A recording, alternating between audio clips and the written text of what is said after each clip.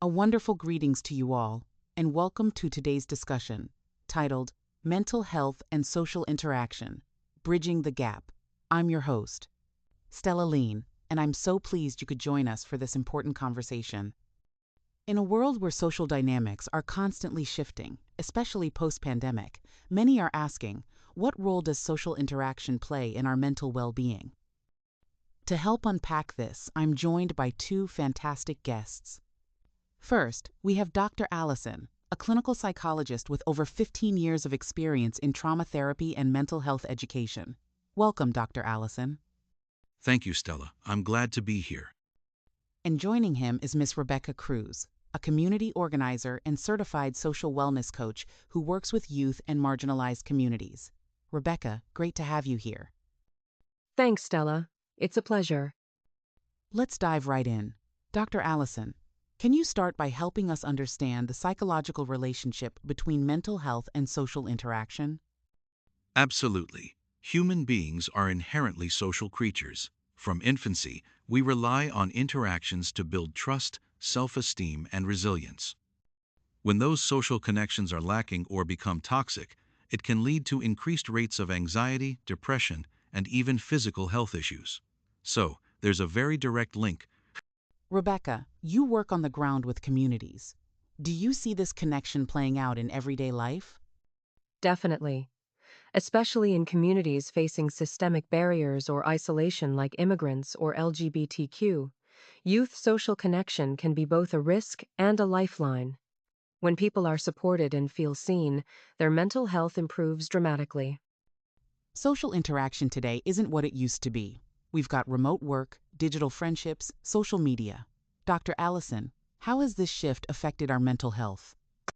It's a double-edged sword. Technology has allowed us to stay connected globally. On the other, it can foster superficial interactions, online comparison, and isolation. The quality of interaction is just as important, if not more, than the quantity. And I would like to add that virtual spaces can either empower or isolate people.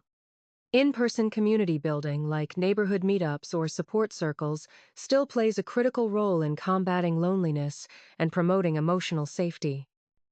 So, what can we do to rebuild healthy social interaction in our communities and personal lives? Start small. Make time for regular check-ins with friends or family. Attend community events or volunteer. And for those struggling with anxiety or isolation, therapy can help rebuild confidence in social settings. I agree. We also need more inclusive spaces, places where people feel they belong without needing to fit a mold. As organizers, we should design community events that are trauma-informed and culturally sensitive. Great insights, Dr. Allison. Two salient questions struck my mind as you were talking. One is, how do you support someone who is socially withdrawn due to depression?